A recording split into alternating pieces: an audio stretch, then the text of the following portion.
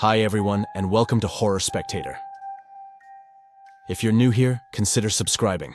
We dive deep into the darkest, most chilling real-life horror stories out there.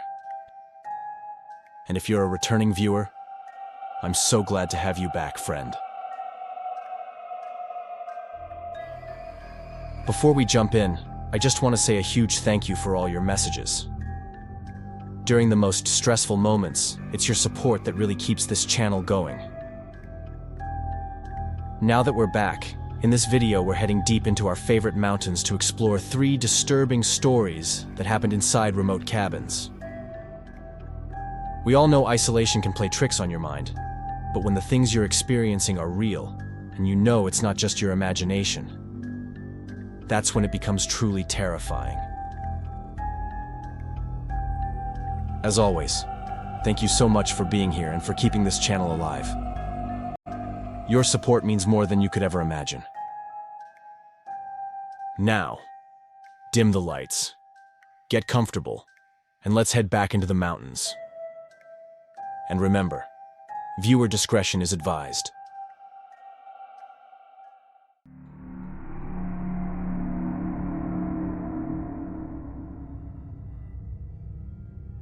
At the end of last year, I went through something I had never experienced before. I'd always been the kind of person who thrived on movement and energy. I loved what I did for a living, and burnout was never something I thought could happen to me. Even working long days and sleepless nights, I loved every minute of it. So when I finally hit a wall and felt real exhaustion, it took me a long time to even understand what was happening to me. I spent weeks in this state of apathy, unable to care about the things that once gave me purpose. And that terrified me. I didn't want to lose everything I had built over the years, so I did what anyone would do. I turned to the internet for answers. What I found was a mix of everything. Miracle cures, strange rituals, quick fixes that made no sense. But one theme seemed to repeat across all of it: the idea that nature could actually heal you. So I searched and searched until I thought I'd found the perfect solution: a week in a cabin tucked away in the Smoky Mountains. The original plan was to go with my girlfriend, but 2 days before we were supposed to leave, she got a response from a job she'd applied for, and she couldn't make it. We tried to reschedule, but since it was late summer, there wasn't a single opening until deep winter. And neither of us had the experience to survive that kind of isolation in the snow. So, in the end, I went by myself. I was nervous, more stressed than I'd admit, because I had no experience being alone in places like that, and the thought of something going wrong kept gnawing at me.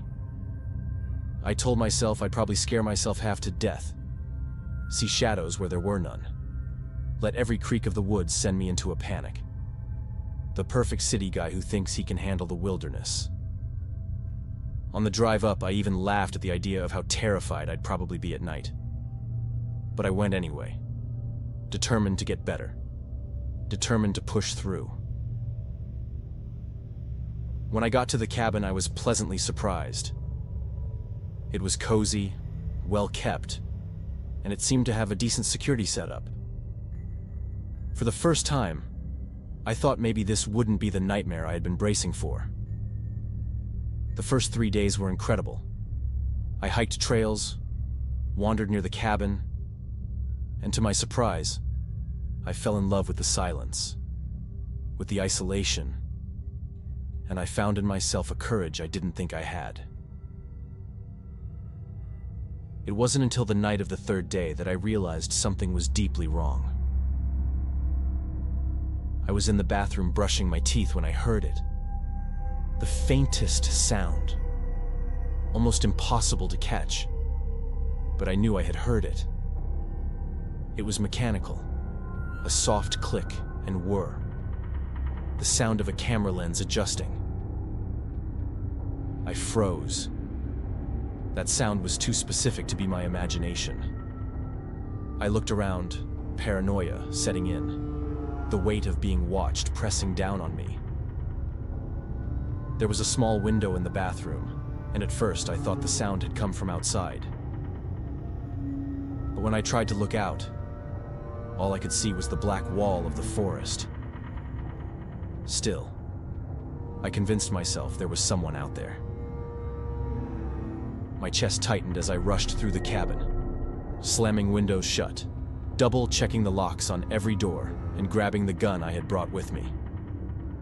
Growing up in a rough neighborhood, I'd held on to it for protection, and now it felt like the only thing separating me from whatever was out there. I told myself I'd done enough. The place was secure. Maybe I'd imagined the sound, but I couldn't shake the feeling. I sat down in front of the fireplace, lit a fire just to calm my nerves, because the sight of flames always brought me some kind of comfort. I was almost laughing at myself when I noticed it. The firelight hit the bookshelf at just the right angle. And in between the spines, I saw a tiny glint, a pinpoint of light reflecting back. I blinked several times, convinced it was nothing. But no, it was there. I got closer, and my stomach dropped. It wasn't a book. It was a hollow box disguised as one, locked shut, and on the spine there was the smallest hole, easy to miss at a distance but obvious up close. A hidden camera. The sound I had heard hadn't come from outside. It had come from inside. Someone had been watching me. My body went cold, rage flooding in just as quickly. I tore through the cabin and found them everywhere. Cameras in every room. The bathroom covered from multiple angles. The idea that someone had been watching me in the most private moments of my life made me sick to my core. I swore right then I would leave in the morning and go straight to the police. There was no chance I'd sleep in that cabin. Not now. Not after seeing those cameras. Even after pulling out the ones I found, I knew there had to be more. The thought of being watched made my skin crawl. So I grabbed the essentials, wallet, phone, gun, and went out to the car. I parked out back, hidden from the road, and told myself it was safer to wait out the night in the car than stay inside that place. I tried to rest, but the forest pressed in heavy and menacing. Every sound a threat, and my anger kept me wide awake. Around 4 a.m., I saw him. Headlights cutting through the trees, a big SUV pulling up the drive. My car was tucked out of sight, so I don't think he noticed me. A man stepped out, dressed head to toe in black, and without hesitation he unlocked the cabin door and walked inside. I didn't think. I was furious, running hot with adrenaline. I burst out of the car with my gun drawn, sprinted toward the cabin, and shoved the front door open. He was crouched near the fireplace, messing with something. Probably another camera. And when he looked up at me, his face went pale. I aimed the gun, rage twisting my face. But I miscalculated. He was faster. He grabbed a fistful of ashes from the hearth and threw them straight into my eyes. Blinded, I stumbled, burning pain tearing through me, and I heard him bolt, slamming out the door, tires spitting gravel as his SUV disappeared into the night. I crawled toward the bathroom, clawing at my face, desperate to wash the ash from my eyes. The pain unbearable. I spent hours under the water, fighting the agony, waiting for dawn just so I could drive far enough to call for help. I spent 4 days in the hospital, had to undergo surgery on one of my eyes, and the doctors told me it was sheer luck I didn't lose it. As for the man, I was sure it had to be the owner of the cabin, but the police told me otherwise. He lived in California, hardly ever visited, and hired a company to clean between guests.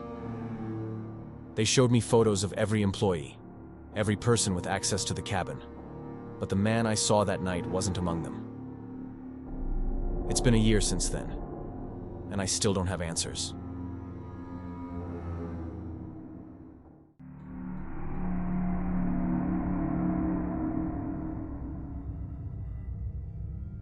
My name is Oliver, but everyone calls me Ross, and this happened in late October of 2017. At the time, I was 27, working long hours as an electrician in Pittsburgh. My closest friends, Matt and Jason, had been part of my life since high school, and every year around Halloween, we'd take a short trip together. Nothing fancy, just a way to escape work and catch up. As we were growing up, we spent our lives together. But as we got older, we really had to make an effort to create moments to be together. Otherwise, each of us would end up living our own life, and inevitably, we would drift apart like so many friendships do. That year, Jason suggested a cabin his friend owned in West Virginia. No cell service, nothing but us, the woods, and a wood-burning stove. At first, it sounded perfect, especially in the context of Halloween. In fact, it felt like the perfect Halloween to me.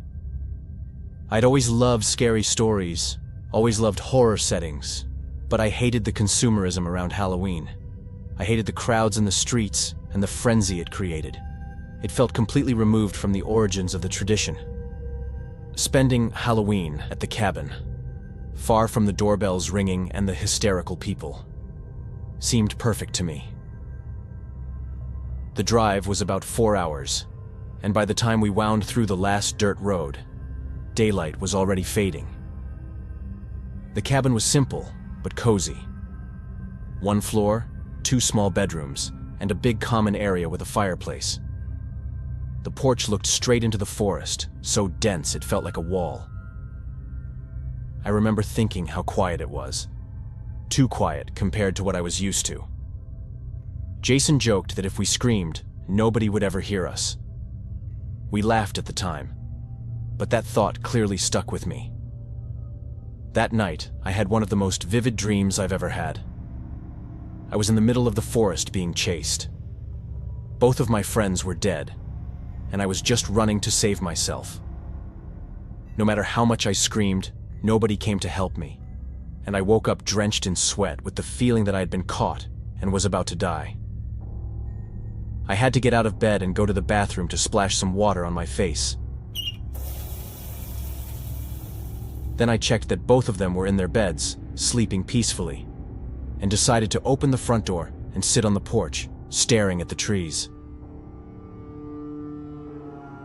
The silence was truly oppressive, and I couldn't make out a single thing in the middle of the woods. Still, something made me stay out there for another hour. It was terrifying, but at the same time, it was equally beautiful. On the second night, we cooked, drank a few beers, and talked about life.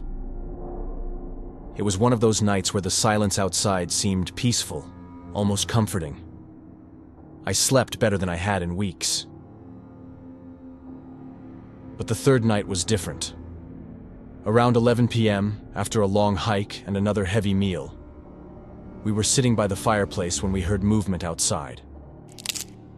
At first it was subtle, like branches snapping under something's weight. We all went quiet. Jason smirked and said it was probably a deer or another animal. But when the sound came again, we exchanged glances. Matt grabbed a flashlight, and the 3 of us stepped out onto the porch. We were 3 guys, and we had some confidence in our physical abilities. If it was someone approaching, maybe the sight of the 3 of us together would discourage them. If it was an animal, then at least we'd know for sure, and could head back to the cabin with peace of mind. The flashlight beam cut through the thick trees, and that's when we saw him. A man standing about 30 yards away, just beyond the edge of the light. He didn't move, didn't speak. He just stared, completely still. His clothes were dark, blending into the shadows, and I couldn't tell if he was wearing a hood or a hat. The details were swallowed by the night. Jason's voice broke the silence as he called out, but there was no response. Then, as suddenly as he appeared, he turned and began walking back into the woods. Jason made a move toward the trees, trying to see if the man had really disappeared. But me and Matt grabbed him and told him the best thing to do was to go back inside. Once we were inside, we tried to laugh it off, telling ourselves it must have been a hunter or a neighbor we didn't know about. We were clearly trying to reassure each other, joking and nudging to lighten the tension. But the truth was, the atmosphere had changed. We were 3 guys, sure, but there was a man walking through the forest, through the exact place where we thought we'd be completely alone. More than that, he had come close enough that we could see him clearly. And then, after a long moment of silence, he had simply walked away. The only thought running through my mind was that he was either insane or had bad intentions and wanted to scare us. We stayed there talking for quite a while. We told ourselves we were enjoying our time together, but in reality, we were just avoiding going to bed. Eventually, one by one, exhaustion caught up with us. Jason was the first to nod off. We even considered waking him and sending him to bed properly. But we kept talking until Matt fell asleep too, leaving me alone staring at the bed by the fireplace. I'm not even sure if I actually fell asleep or if I was just in that half-awake, half-asleep state when I heard a loud crash coming from the roof. My first thought was that a log or something heavy had fallen onto the cabin. Jason and Matt woke immediately, staring at the ceiling in disbelief. Then another crash came, followed by laughter. I have no idea how, but in that utterly bizarre moment we realized the man had returned, and he was on the roof, doing God knows what. Jason grabbed the gun he had brought, and each of us snatched whatever we could. Phones, keys, and the 3 of us bolted toward the car.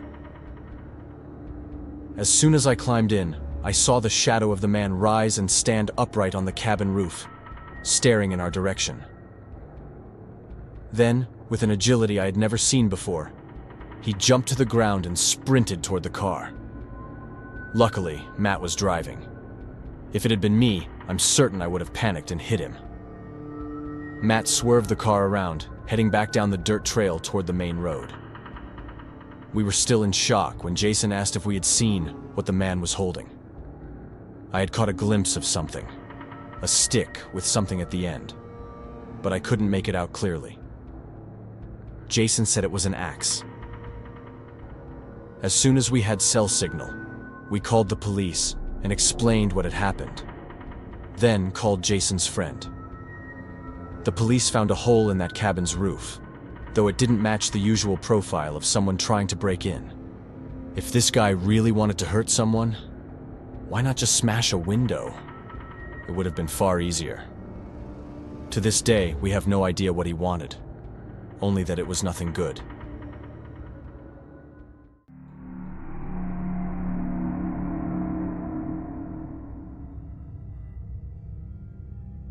My name is Mark Week, and this all happened in September of 2019.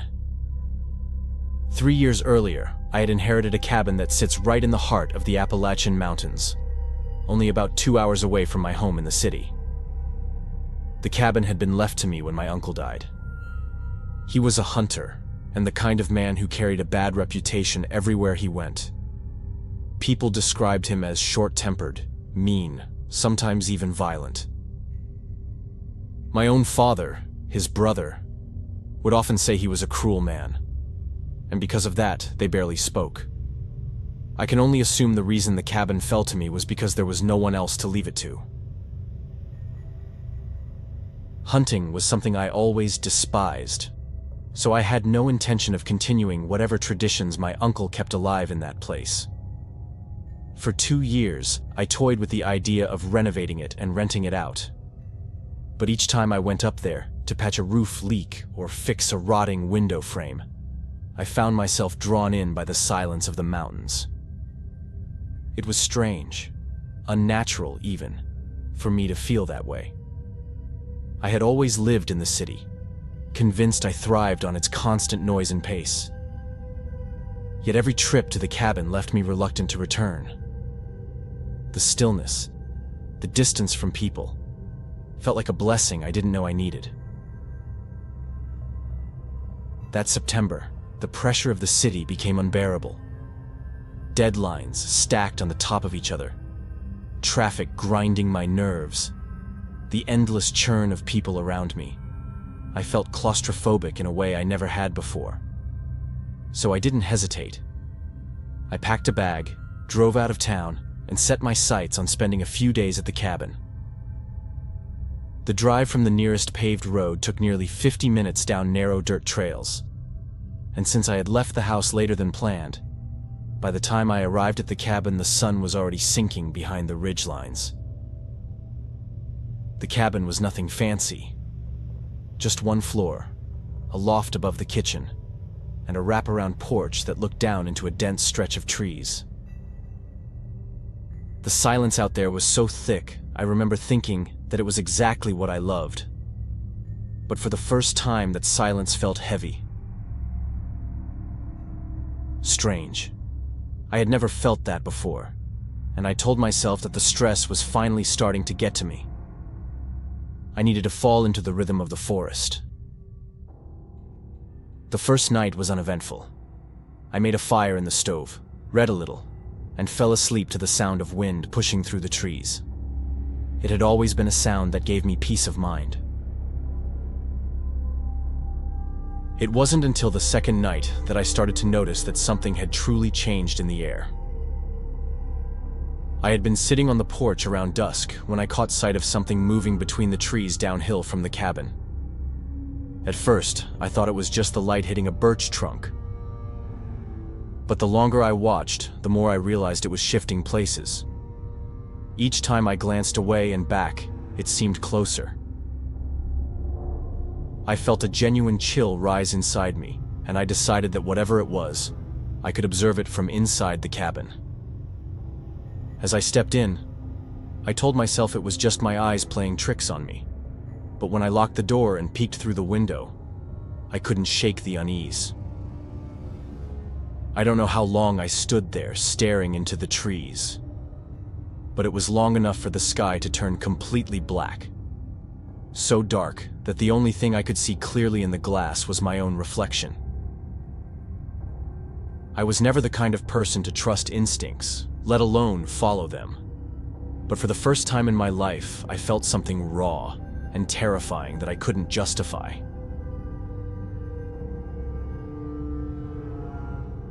It wasn't like I had ever had any problems at the cabin before, or even seen anyone near it. I tried to dismiss it and decided to call it a night. Later that night, I woke up around 3:30 a.m. to the sound of footsteps outside. Something I had never heard there before. There was absolutely nothing for miles. What was someone doing out there, especially at that hour of the night? I stayed in bed for a while, partly because I was genuinely terrified that someone was out there in those mountains, so close to me, and I had no idea what their intentions were. I grabbed the knife I always kept on the nightstand for precaution and held onto it like it could offer me any kind of protection. I stayed there for what felt like forever, listening to the steps outside. There was no doubt that they were the steps of a person. Then I heard slow, deliberate steps on the porch. Whoever it was didn't knock, didn't call out, just paced, boards creaking softly under their weight. The sound went on for what felt like forever before it stopped. I didn't know what was worse, knowing someone was outside, circling the cabin where I could hear them, or knowing someone was still out there, but silent, leaving me with no idea of what they were doing. I got up as quietly as I could and tried to peek through the cabin window. That's when I saw him. A man's body shape, dressed entirely in black, standing still and staring at the cabin. He looked like he was in some kind of trance. I couldn't make out his face, but I could see his eyes, wide and bulging.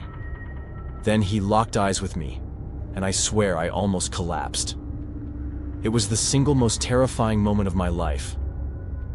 I pulled back instantly, hiding behind the curtain. But I knew that if he wanted to, he could smash that window easily.